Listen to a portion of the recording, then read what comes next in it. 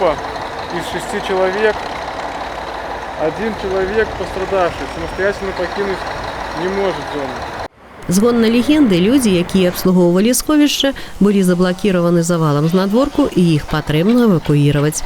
Для выканання задачы задзейнічана 6 адзінак тэхнікі з камунальніка, спецбудмеханізацыі і ПМК-212. Таксама санітарнае фарміраванне аб'екта.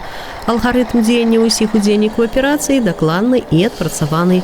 Паведамленне аб завале, прыбыццё начальніка службы грамадзянскай абароны і штаба ліквідацыі надзвычайных сітуацый, выклік аператыўных службаў, прыбыццё груп механізацыі з прадпрыемстваў, разбор завалаў, эвакуацыя пацярпелых і аказанне медыцынскай дапамогі санітарным звяном рэфрыжэратарнага дэпо.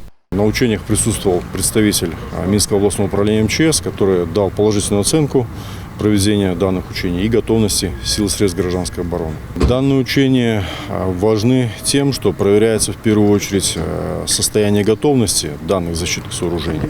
Ну и, конечно же, те формирования, санитарные звенья, которые включены в различные службы гражданской обороны, они практически отрабатывают свои действия во взаимодействии со службами взаимодействия, в том числе экстренными, это МЧС, скорая помощь, РОВД и другими.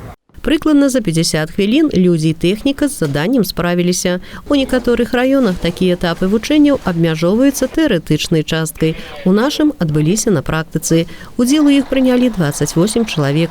І, як паказвае практыка, службы грамадзянскай абароны і ў мірны час заўсёды прыйдуць на дапамогу насельніцтву у выпадку з самых розных надзвычайных сітуацый – інжынерна-тэхнічных, гідраметэаралагічных, медыцынскіх. Алла Маркелова, Алексей Андреевский, Иван Бялков, МКТВ.